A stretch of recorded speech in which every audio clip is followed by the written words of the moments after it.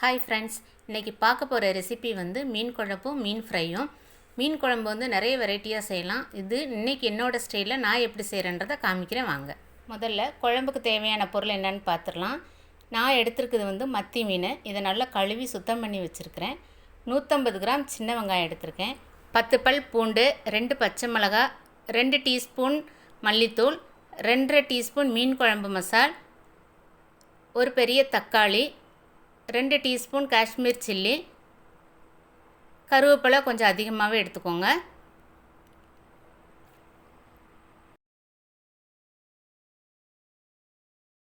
இப்போ குழம்பு தாளிக்கிறதுக்கு நான் தேங்காய் எண்ணெய் சேர்த்துக்கிறேன். தேங்காய் எண்ணெய் சேர்க்குறப்ப வந்து டேஸ்ட்டு நல்லாவே இருக்கும். உங்களுக்கு எந்த எண்ணெய் விருப்பமோ அதை சேர்த்துக்கோங்க. இப்போ கடுகு சேர்த்துக்கலாம். கடுகு வெடிச்சிருச்சு. 1/4 ஸ்பூன் வந்து வெந்தயம் சேர்த்துக்கிறேன். வெந்தயம் பொரிஞ்சதும் பூண்டு சேர்த்துக்கோங்க.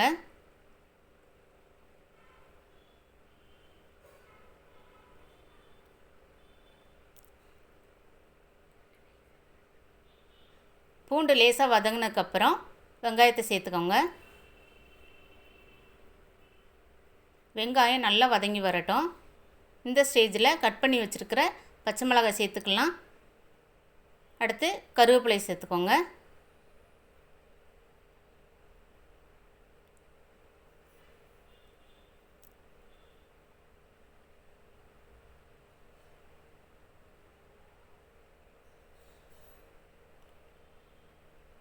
வெங்காயம் நல்லா வதங்கி வந்துருச்சு. இந்த ஸ்டேஜில் தக்காளியை சேர்த்துக்கலாம். தக்காளி நல்லா மசிஞ்சு வர்றது வரைக்கும் வதக்கிக்கணும். அப்போ தான் நமக்கு வந்து கிரேவி நல்லா கிடைக்கும். நல்லா வதங்கிருச்சு. இப்போ 1/4 டீஸ்பூன் மஞ்சள் தூள், எடுத்து வச்சுருந்த மசாலா எல்லாத்தையுமே சேர்த்துக்கலாம். எல்லாம் சேர்த்துட்டு நல்லா எண்ணெய் பிரிஞ்சு வர்றது வரைக்கும் வதக்கிக்கணும். அதோட பச்சை மணமும் போய் எண்ணெயெல்லாம் நல்லா பிரிஞ்சு வந்துடும். இந்த ஸ்டேஜில் கரைச்சி வச்சுருக்கிற புளியை சேர்த்துக்கோங்க.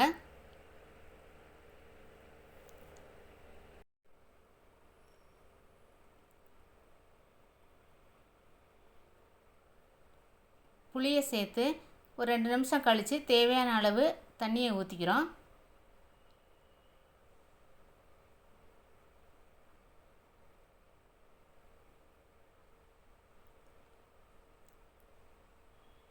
குழம்புக்கு தேவையான உப்பு சேர்த்துட்டு அதை நல்லா மூடி போட்டு வச்சிடலாம். குழம்பு கொதிக்கிற கேப்பில் மீனை பொரிக்கிறதுக்கு மேரினேட் பண்ணி வச்சுட்டு வந்துடலாம்.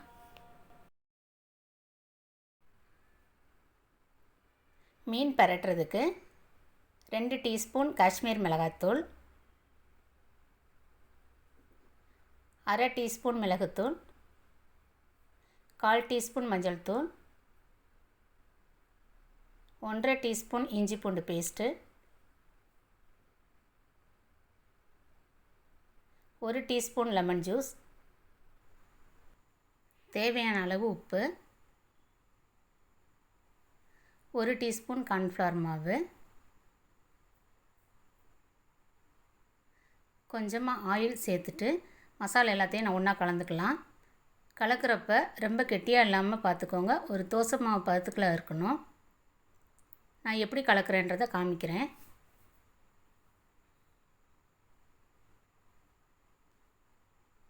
ரொம்ப கெட்டியமாக இருக்குன்னு ஃபீல் பண்ணிங்கன்னா லைட்டாக தண்ணி தெளிச்சிக்கோங்க. இங்கே பாருங்கள், இந்த மாதிரி இருக்கணும். இப்போ நம்ம மீனில் எல்லாத்துலேயும் மசாலா போட்டுடலாம்.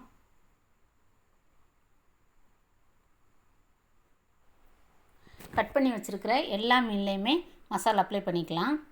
அப்ளை பண்ணுறப்ப அந்த கட் பண்ணியிருக்கிற எல்லா இடத்துலையும் உள்ளே படுற மாதிரி தடவிக்கோங்க. அப்போ தான் உப்பு காரம்லாம் நல்லா சேர்ந்து சாப்பிட்றப்ப வந்து மீன் நல்லா ருசியாக இருக்கும்.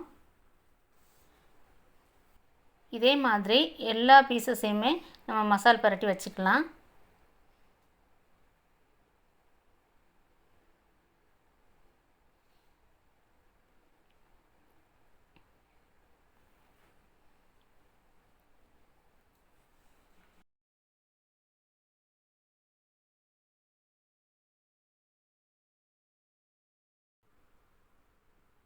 இங்கே பாருங்கள், எல்லா பீசஸ்லையுமே நம்ம வந்து மசாலா அப்ளை பண்ணிட்டோம்.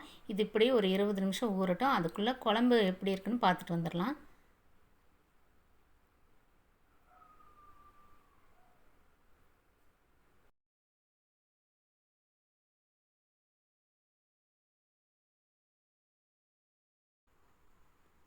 பாருங்கள், நல்லா குழம்பு கொதிச்சிருச்சு. இந்த ஸ்டேஜில் நம்ம வந்து மீனை ஆட் பண்ணிக்கலாம். மீனை சேர்த்ததுக்கப்புறம் குழம்ப வந்து ரொம்ப கிண்டி விடக்கூடாது. இது முள் இருக்கிற மீன், சின்ன மீனுன்றதுனால அந்த முள்ளெல்லாம் கலண்டு குழம்போடு கலந்துரும். அதனால் கரண்டி போட்டு கிண்டாதீங்க.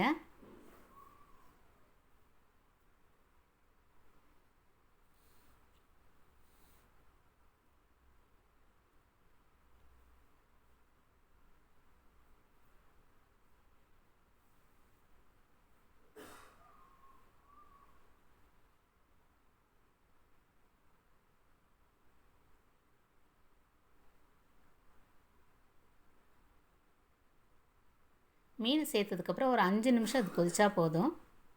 இப்போ மூடி வச்சிடலாம். அதுக்குள்ளே மீனை வந்து ஃப்ரை பண்ணிட்டு வந்துடுவோம்.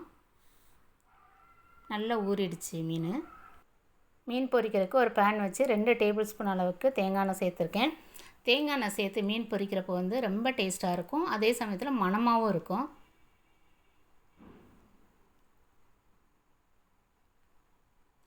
இப்போ கொஞ்சம் கருவேப்பிலை சேர்த்துக்கலாம். இது எதுக்காகனா மீனோட கவுச்ச வாடைன்றது இருக்காது கருவேப்பிலை சேர்த்து பொரிக்கிறப்ப. இப்போ மசால் போட்ட ஒவ்வொரு மீனாக எடுத்து எண்ணெயில் போட்டுடலாம்.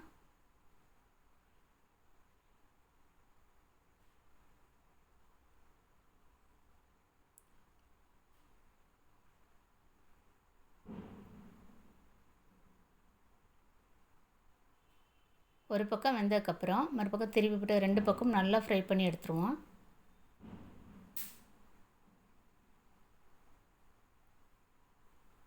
மீன் நல்லா ஃப்ரை ஆகிடுச்சு. இப்போ மீனை எடுத்துடலாம். மீன் பொரிச்சிட்டு இருந்த நேரத்துலையே குழம்பும் ரெடி ஆயிடுச்சு. இப்போ கருவேப்பிலை வந்து நல்லா பிச்சு போட்டுக்கலாம். பிச்சு போடுறப்போ வந்து நல்ல மணமாக இருக்கும். கடைசியாக கொஞ்சம் தேங்காய் எண்ணெய் ஊற்றிக்கிறேன்.